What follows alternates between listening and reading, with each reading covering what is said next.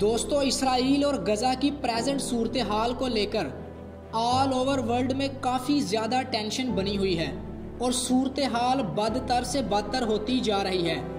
ایک طرف سیریا اور ایران جیسے ممالک فلسطین کی سپورٹ میں ہیں تو دوسری طرف برٹن اور امریکہ جیسے ممالک اسرائیل کی سپورٹ میں ہیں۔ ابھی تک اس جنگ میں لاکھوں لوگ اپنی جانیں گنوا چکے ہیں اور مرنے والوں کی تعداد دن بدن بڑھتی جا رہی ہے۔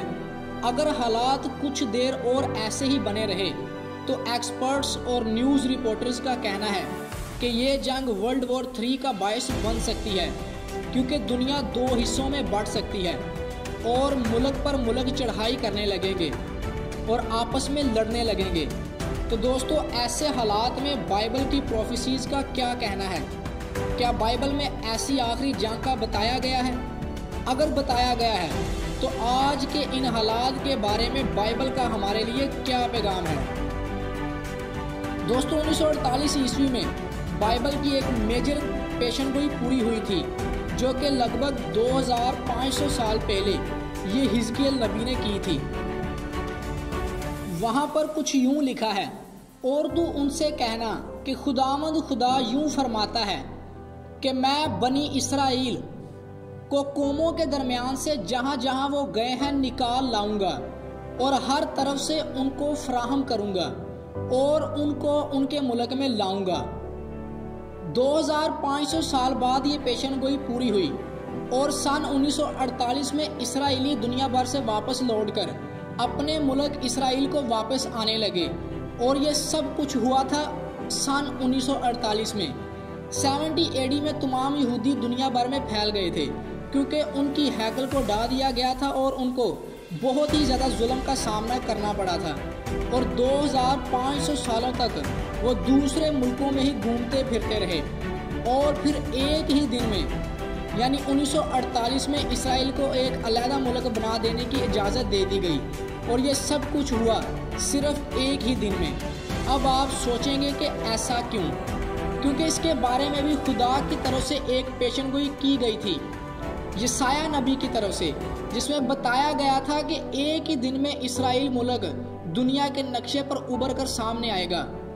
اس کے لیے ہم پڑھیں گے یسایہ 66 باب اور 8 آیت۔ ایسی بات کسی نے نہ سنی، ایسی چیزیں کسی نے نہ دیکھی۔ کیا ایک دن میں کوئی ملک پیدا ہو سکتا ہے؟ کیا یک بارگی ایک قوم پیدا ہو جائے گی؟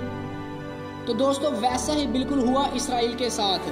اسرائیل کو ایک ہی دن میں ایز اے کنٹری، ایک ملک کی صورت میں دنیا کے نقشے پر ابھار دیا گیا۔ اور دوستو انٹرسٹنگلی جب ہم بائبل مقدس کو پڑھتے ہیں تو ہم کو پتہ چلتا ہے کہ یسوع المسیح نے بھی یروشلم کے ساتھ جو ہوا اس کے بارے میں پیشن گوئی کی تھی۔ ان تمام چیزوں کا لنک آپس میں ایک دوسرے کے ساتھ جڑا ہوا ہے، اس لیے ان سبھی چیزوں کو سمجھنا بہت ہی زیادہ ضروری ہے۔ یسوع المسیح نے کہا تھا ان دنوں میں جو حاملہ اور دودھ پلاتی ہوں گی ان پر افسوس، کیونکہ ملک میں بڑی مصیبت اور اس قوم پر غضب ہوگا اور وہ تلوار کا لقمہ ہو جائیں گے اور اسیر ہو کر سب قوموں میں پہنچائے جائیں گے، اور جب تک کہ غیر قوموں کی میعاد پوری نہ ہو یروشلم غیر قوموں سے پامال ہوتا رہے گا۔ اور دوستو یہ پیشن گوئی پوری ہوئی تھی 70 AD میں، جب غیر قوموں نے یروشلم پر ظلم کیا اور وہاں کے لوگ دنیا بھر میں تتر بتر ہو گئے تھے۔ اور دوستو آج جو چیزیں ہو رہی ہیں وہ سبھی کی سبھی ہمارے آنکھوں کے سامنے ہو رہی ہیں۔ سبھی چیزیں کلیئرلی ہم کو نظر آ رہی ہیں کہ کیسے یہودی اور دوسری قوموں کے درمیان لگاتار لڑائی جھگڑا چلتا ہی رہتا ہے۔ اور ریسنٹلی فلسطین کی طرف سے اسرائیل کی طرف راکٹس کے ذریعے حملہ کیا گیا اور اسرائیل کا بھاری نقصان ہوا، اور پھر اس کے بیک اپ میں اسرائیل نے بھی پلٹ وار کر کے فلسطین کا بھاری نقصان کیا ہے، اور یہ لڑائی لگاتار بڑھتی ہی جا رہی ہے۔ دوستو زکریا نبی کی کتاب میں ہم ایک اور ایسی ہی پیشن گوئی کو پڑھتے ہیں جو کہ اسرائیل کے بارے میں، خاص کر یروشلم کے بارے میں کی گئی تھی۔ زکریا 12 باب کی 2 اور 3 آیت میں کچھ یوں لکھا ہے، دیکھو میں یروشلم کو ارد گرد کے سب لوگوں کے لیے لڑکھڑاہٹ کا پیالہ بناؤں گا، اور یروشلم کے محاصرہ کے وقت یہودا کا بھی یہی حال ہوگا، اور میں اس روز یروشلم کو سب قوموں کے لیے ایک بھاری پتھر بنا دوں گا، اور جو اسے اٹھائیں گے سب گائل ہوں گے، اور دنیا کی سب قومیں اس کے مقابل جمع ہوں گی۔ یہاں پر خدا نے زکریا نبی کے ذریعے پیشن گوئی کی کہ ایسا وقت آتا ہے کہ جب کوئی یروشلم کو ستائے گا تو میں یروشلم کو اتنا بھاری پتھر بنا دوں گا کہ جو کوئی بھی اس کو اٹھائے گا اور جو کہ اسے اٹیک کرے گا تو لوگ اس کی وجہ سے بہت زیادہ درد اٹھائیں گے اور بہت زیادہ گائل ہوں گے، کیونکہ انہوں نے میری چنیدہ قوم کو، میرے چنے ہوئے لوگوں کو ستانے اور ان پر ہاتھ اٹھانے کی کوشش کی ہے۔ دوستو، یہ خدا کا وعدہ ہے کہ جب چاہے پوری دنیا یا پھر تمام قومیں بھی اسرائیل کے خلاف اٹھ کھڑی ہوں، تب بھی اسرائیل ہی غالب آئے گا اور وہ سب غائل کیے جائیں گے۔ اور جیسے کہ اسرائیل میں پہلے ہی سے تھرڈ ٹیمپل کی تیاریاں ہو رہی ہیں اور سب چیزیں مکمل ہو چکی ہیں، تو ہو سکتا ہے کہ اسرائیل اسی وقت میں تھرڈ ٹیمپل کو بھی شروع کر دے۔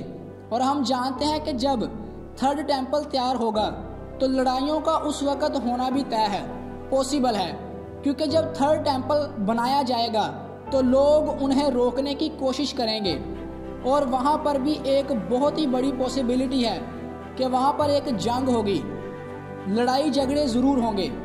تو کیا اسرائیل اس اپرچونٹی کا استعمال اس وقت کرے گا یا نہیں، یہ تو آنے والا وقت ہی بتائے گا، کیونکہ ہر گزرتا دن کوئی نئی خبر کے ساتھ ہی ابھرتا ہے۔ اب ہمیں انتظار کرنا چاہیے اور دیکھنا چاہیے کہ آخرکار یہ چیزیں کیسے ہونے والی ہیں۔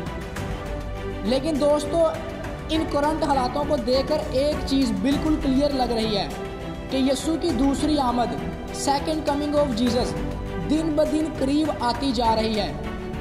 آج ہم یسوع مسیح کی دوسری آمد کے بہت ہی قریب پہنچ چکے ہیں۔ چیزیں بڑی تیزی سے بدل رہی ہیں، اور اینڈ ٹائم میں اسرائیل کا ایک بہت ہی بڑا رول ہونے والا ہے۔ اس لیے اسرائیل کی طرف اپنی آنکھیں لگائے رکھیں کہ آخرکار اسرائیل میں کیا کچھ ہو رہا ہے، اور اسرائیل اور بائبل پروفیسیز کو ایک ساتھ سمجھنا بہت ہی زیادہ ضروری ہے، کیونکہ تب ہی ہم اس آخری وقت کی ایک کلیئر امیج کو درست طریقے سے سمجھ پائیں گے، کیونکہ اینٹی کرائسٹ کا آنا اور تھرڈ ٹیمپل کا بننا دنیا کو ایک بار ہلا کر رکھ دے گا۔ دوستو، بہت ہی کریٹیکل ٹائم سے ہم گزر رہے ہیں، بہت ہی مشکل وقت میں آج ہم رہ رہے ہیں۔ اس لیے بائبل کی پیشن گوئیوں کو پڑھنا، اسرائیل کے حالاتوں کو دیکھنا اور ان سب چیزوں کو نوٹس کرنا کہ یہ سب چیزیں کس طرح لگاتار چینج ہو رہی ہیں، یہ بہت بڑا ایک رول پلے کرنے والا ہے اس آخری وقت میں۔ پریپیئر رہیں اس آنے والے وقت کے لیے، یسوع مسیح کی دوسری آمد کے لیے خود کو تیار کریں۔ خداوند آپ سب کو اپنی پناہ میں رکھے۔ تو اگر آپ اس چینل پر نئے ہیں تو چینل کو ضرور سبسکرائب کریں تاکہ آنے والی ویڈیوز کا نوٹیفیکیشن سب سے پہلے آپ کو ملے۔